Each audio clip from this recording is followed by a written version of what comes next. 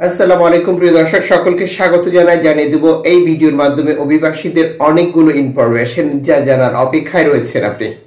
আপনি এই ভিডিওটি দেখছেন ইউটিউব, ফেসবুক, টিকটক তিনটি প্ল্যাটফর্ম থেকে। আমরা প্রতিদিনই আপনাদেরকে এই প্রয়োজনীয় তথ্য দিয়ে সহযোগিতা করে থাকি। আপনি চ্যানেলটি সাবস্ক্রাইব করে, ফেসবুক পেজটি লাইক ফলো করে, টিকটক ফলো করে আমাদের সাথে যুক্ত থাকুন। প্রতিদিনের তথ্য প্রতিদিন বুঝে নেন। ফেব্রুয়ারি মাসের 1 তারিখ ভিডিওটি এখনই শেয়ার করে দিন, যাতে করে অগণিত মানুষ এই ইনফরমেশনগুলো জানতে পারে, যারা তাদের প্রিয়জনকে ঘর থেকে বের করেছিল জীবন এবং জীবিকার সন্ধানে। মাসের পর মাস, বছর হয়ে গেছে, এখনো স্বপ্ন উদ্দেশ্যে পৌঁছাতে পারেনি। পথে আটকা পড়েছে, নৌকাডুবিতে নিখোঁজ রয়েছে অথবা মৃত্যু হয়েছে। আপনার কাছে অভিবাসীদের কোনো ইনফরমেশন থাকলে তাও আপনি লিখতে পারেন। আপনাদের কোনো জিজ্ঞাসা কমেন্টস করুন, মতামত জানান।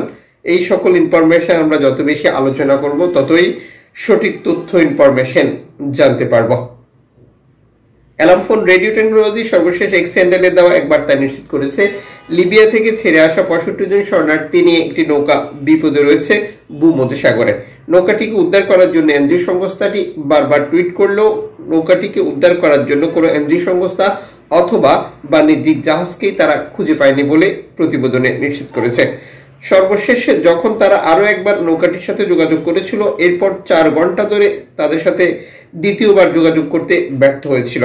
অ্যালামফোন রেডিও টেকনোলজি একটি জরুরি বার্তা প্রদান করেছে নৌকাটিকে উদ্ধার করার জন্য, যদিও এখন পর্যন্ত তারা তা নিশ্চিত করতে পারেনি।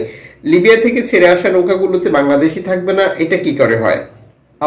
আরো একটি বাংলাদেশি গ্রুপ বিপদে পড়ে গেল। আপনি আপনার অবস্থান থেকে আল্লাহর কাছে প্রার্থনা করুন, আল্লাহ কারোর উসিলায় যেন তাদেরকে উদ্ধার করার রাস্তা তৈরি করে দেয়। শিয়াওয়াজ সর্বশেষ এক্স হ্যান্ডেলে দেওয়া বার্তা একটি পিকচার শেয়ার করেছে, যেখানে শুধু কাঁটাতার।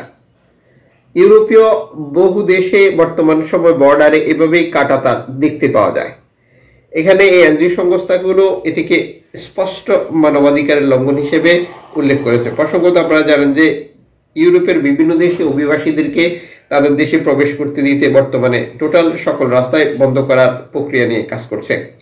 এদিকে আমেরিকান এবিসি নিউজ যে তথ্যটি শেয়ার করেছে, সেটি হচ্ছে যে লিবিয়া থেকে 49 জন শরণার্থী নিয়ে ইতালি যে শরণার্থীদেরকে আলবেনিয়াতে পাঠিয়েছে, আলবেনিয়া বন্দরের দৃশ্য, যেটি সরাসরি লাইভ প্রকাশ করেছিল আমেরিকা থেকে। আপনারা জানেন যে জর্জিয়া মেলোনি সরকার অভিবাসীদেরকে আলবেনিয়াতে রেখে যাচাই বাছাই করার জন্য আলবেনিয়ার সাথে একটি চুক্তি করে রেখেছে, যে চুক্তির ধারাবাহিকতা 2 বার অভিবাসী পাঠিয়ে ব্যর্থ হলেও তৃতীয়বার মতো আবারও অভিবাসী পাঠানো শুরু করে, যেটি জানুয়ারি মাসের শেষের দিকে। জাহাজটি আলবেনিয়াতে পৌঁছানোর পর সেখানে 49 জন শরণার্থীকে দেখতে পেয়েছে বিভিন্ন আন্তর্জাতিক পোর্টাল, যেখানে রেকর্ড সংখ্যক বাংলাদেশি রয়েছে বলে তথ্য রয়েছে। আপনারা জানেন যে ফেব্রুয়ারি মাসের 25 তারিখে ইউরোপীয় আদালতে এই ব্যাপারে শুনানি হওয়ার কথা রয়েছে। ইউরোপীয় আদালতে কেন শুনানি হবে? ইতালির ব্যাপার, আপনারা প্রশ্ন করতে পারেন। প্রসঙ্গত, ইউরোপীয় ইউনিয়নের আইনগুলো ইউরোপীয় আদালতের ঘোষণার সাথে সামঞ্জস্য করে চলার চেষ্টা করে, যদিও প্রতিটি দেশের পৃথক আইন রয়েছে। ইতালির স্থানীয় আদালতগুলো প্রথম 2 বার অভিবাসী পাঠানোর পর সেই প্রক্রিয়া বাতিল করে দেয়, মূলত ইউরোপীয় আদালতের যে সিস্টেম বা আইন দেখিয়ে। যদিও জর্জিয়া মেলোনি বারবার একই কথা বলছেন, আমার দেশ, আমি সিদ্ধান্ত নেব। ইউরোপীয় আদালতে কোনো সিদ্ধান্ত নেই।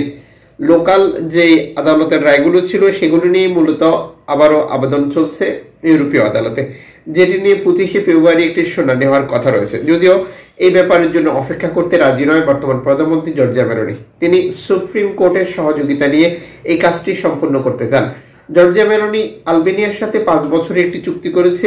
এই চুক্তির আওতায় প্রতি মাসে 36,000 অভিবাসীকে আলবেনিয়াতে রেখে যাচাই বাছাই করা হবে। যাদের আবেদন বাতিল হবে তাদেরকে তার দেশে পাঠাবে, আর যাদের আবেদন অ্যাপ্রুভ করবে তাদেরকে ইতালিতে নিয়ে আসা হবে।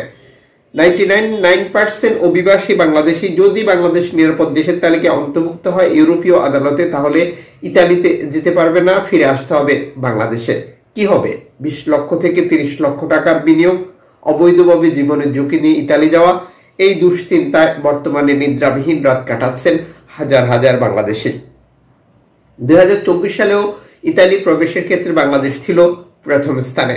2025 সালের প্রথম যে প্রতিবেদন প্রকাশ করেছে সেখানে বাংলাদেশ রয়েছে দ্বিতীয় স্থানে। প্রথমে এসেছে পাকিস্তান, যদিও পাকিস্তানকে এখনো অনিরাপদ দেশের তালিকায় রেখেছে ইতালি সরকার। তার মানে পাকিস্তানিদের এই যাত্রায় কোনো সমস্যা হবে না। বাংলাদেশিদের সমস্যা গত বছর শেষের দিক থেকে শুরু হয়েছে, এখনো চলছে, আর এটি সামনের দিনগুলোতে আরো স্পষ্ট হয়ে যাবে।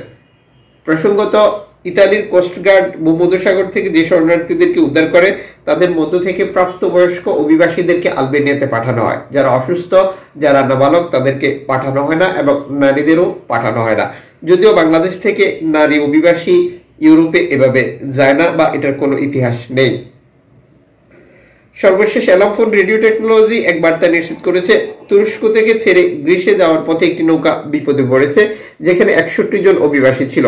রেড সিগন্যাল যেখানে দেখতে পাচ্ছেন, নৌকাটির অবস্থান এখানেই নিশ্চিত করেছে এই সংস্থাটি। 2025 সালের প্রথম থেকে আমরা রেকর্ড সংখ্যক শরণার্থী নৌকা বিপদে পড়া এবং মৃত্যুর তথ্য দেখছি, যা সত্যি দুঃখজনক।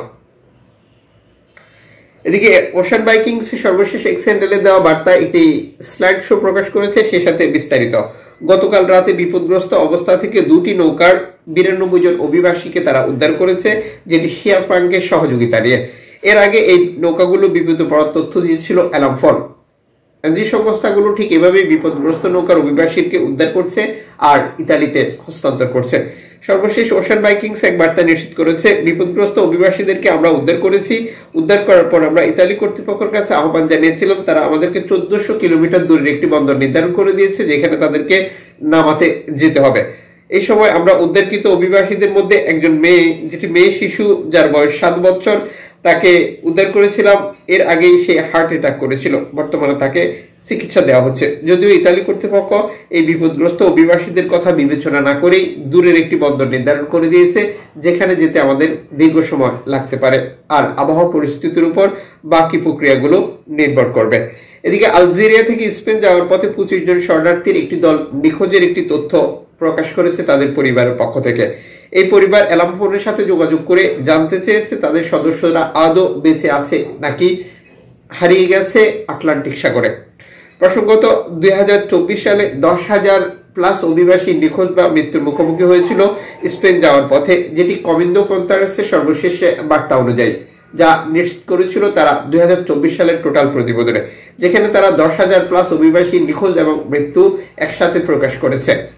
নিখোঁজের ব্যাপারটি কিভাবে তারা নির্ধারণ করে, যাদেরকে খুঁজে পাওয়া যায় না, আর যাদের মৃতদেহ উদ্ধার করা হয় সেটি মৃত হিসেবে দেখানো হয়। 2024 সালে এজিয়ান সাগর, আটলান্টিক সাগর, ভূমধ্যসাগর প্রতিটি উপকূলেই নৌকাডুবি এবং রেকর্ড শরণার্থী মৃত্যু হয়েছিল। 2025 সালে এই পরিসংখ্যান আরো বৃদ্ধি পাবে বলে এনজিও সংস্থাগুলো বারবার সতর্ক করছে। জাতিসংঘ, ইউএনএইচসিআর, আইওএম, অ্যামনেস্টি ইন্টারন্যাশনাল সহ বিভিন্ন মানবাধিকার সংগঠনগুলোকে, যারা এই খাতে কাজ করার জন্য আহ্বান জানাচ্ছে বিভিন্ন এনজিও সংস্থা। দর্শক, যুক্ত থাকুন, আগামীকাল দেখা হচ্ছে নতুন ভিডিওতে। সে পর্যন্ত শুভকামনা।